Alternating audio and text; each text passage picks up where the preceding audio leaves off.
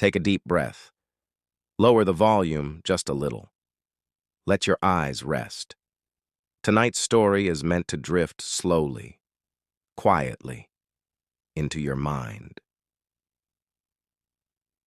Melon lived in the quiet corners of Shanghai, China, sharing her small apartment with her loyal dog, Bao. She hadn't always lived in the city. She came from a tiny village far away.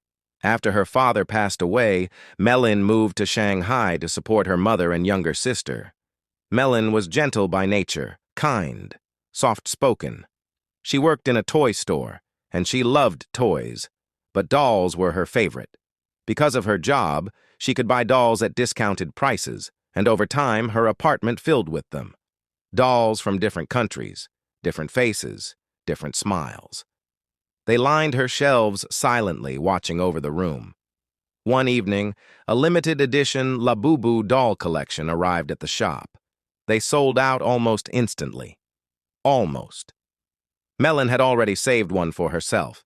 This Labubu doll was different. Its fur shimmered in a soft golden shade. Its blue eyes reflected the light just enough to feel alive. And its smile, wide, toothy, and sweet, felt strangely comforting. Melon brought it home, her heart light. She placed it gently in her arms and admired it for a long time. She introduced it to Bao, smiling as she spoke softly. But Bao didn't wag his tail. He froze. A low growl rose from his throat. Melon laughed nervously and told herself he was just scared. Dogs could be strange sometimes. She placed the doll on the shelf and turned off the lights. That night, Bao refused to sleep beside her. Morning came quietly. Bao barked at the doll again, louder this time. When Melin tried to leave for work, he tugged at her jeans, pulling her toward the shelf. She scolded him, gently at first, then impatiently. Finally, she locked him in the bathroom and left. The day passed slowly, strangely. Melon felt irritated, restless. Her temper slipped out of her control. By evening, she had lost her job, something she never imagined would happen. She returned home in tears. Bao ran to her, then stopped, as if he understood. That night, Melon fell asleep quickly, too quickly. In the silence of the night, she heard laughter, soft at first, unfamiliar. She opened her eyes and sensed something standing in the corner of her room, watching. When she sat up, the corner was empty. Only the Labubu doll rested nearby. She placed it back on the shelf and lay down again. Then the dream came. A creature. Red skin, long claws, teeth too sharp to belong to anything natural. It moved closer, slowly, reaching for her. Melon tried to scream. She woke up and felt weight on her chest. The Labubu doll was sitting there, smiling. Bao burst into the room, tearing the doll apart. Melon was shaking, exhausted. She threw the doll away and held Bao close. Morning arrived. Her head ached. Her arms were dotted with small red marks. Bao was gone. She searched every room. When she looked into the bathroom mirror, the marks had spread across her face. Behind her reflection, something laughed. She turned. Only the Labubu doll sat on the shelf. Perfect, whole. Its smile had changed. Panic filled her chest. She ran outside calling Bao's name. When she returned, the doll stood by the kitchen sink. Its hands were stained red. Below, Bao lay still.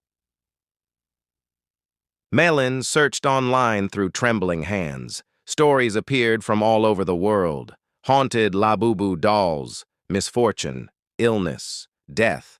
She burned the doll, threw the ashes into a river. That night she called her sister. She believed it was over. The next morning, Melon was found dead in her apartment. Beside her lay the Labubu doll, smiling. Some believe the doll is connected to an ancient demon. Others say it's just a story. But late at night, if you ever feel like something is watching you from the corner of your room, maybe don't look. Before you drift fully into sleep, take just a quiet moment with me. If this story kept you company tonight, if it made the silence feel a little deeper, or the shadows feel just a little closer, then you already know why this channel exists.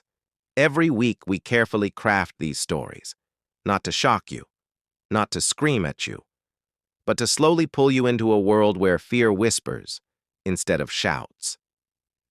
If you'd like to continue falling asleep to stories like this, stories that move softly through the dark, then take a second and gently tap the like button. It quietly tells us these stories found their way to you. And if you haven't already, consider subscribing to the channel. That way you won't have to search for these stories again.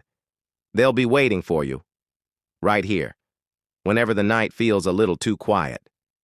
Make sure to turn on the notification bell as well, so the next story arrives on your screen the moment it's ready, like a knock at the door you weren't expecting, but somehow knew was coming. We also love knowing who's listening. So if you're still awake, leave a comment below. Tell us where you're listening from, and what time it is there right now. It's always strange and comforting to know these stories travel across the world while most of it sleeps. For now, there's nothing else you need to do. Just relax. Slow your breathing. Let your thoughts fade. Another story will be waiting for you soon. Until then, good night and sleep well.